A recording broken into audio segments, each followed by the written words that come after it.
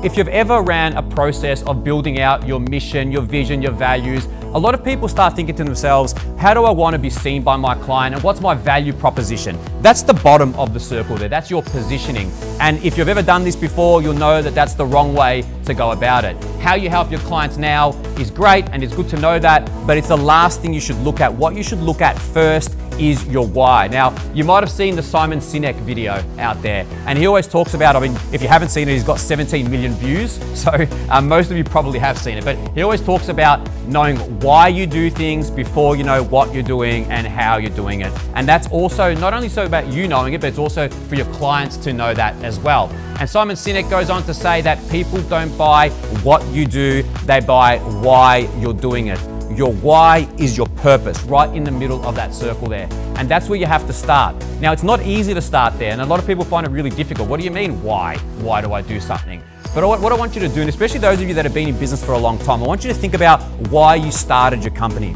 You know, why you started your mortgage broking business. What was that reason? What did you think that you could do better than everyone else, or better than the small niche of people that you're competing against, that you could do better than them and provide a better experience for your clients? That's your why. So have a think about that, have a think about where you were in your business and build out your why based on that. It's got to be a real reason as to why you started the business and why you think you should be doing what you're doing. So let's talk about good service. So a lot of people say to me, but I provide good service, Bill. I already provide good service. But good service is one thing, great service is another, and providing service levels that are greater than the expectation of the client are what is most important. So we touched on this earlier, and I just want to refocus on it a little bit before we move on to the next stage. So when you're thinking about building out as mortgage brokers, your loan process, right? So you say to yourself, I've got to find a way to find a client, and then I've got to go to them face to face or over a Zoom call, sell them the idea of getting them a cheaper interest rate or whatever you're going to do. And then you've got to go and lodge the loan, and then you've got to deal with the bank, and then you've got to settle the loan, right? That's your process.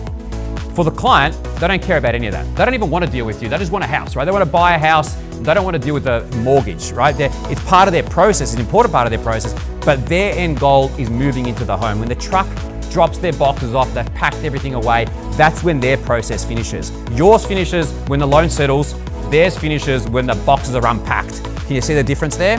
The customer journey is really important. So strip it all back.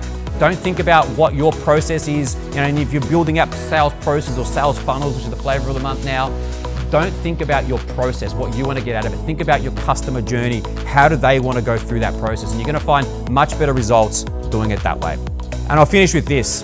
You know, Jimmy Johnson's a college football coach in America, and he says the difference between ordinary and extraordinary is that little bit extra.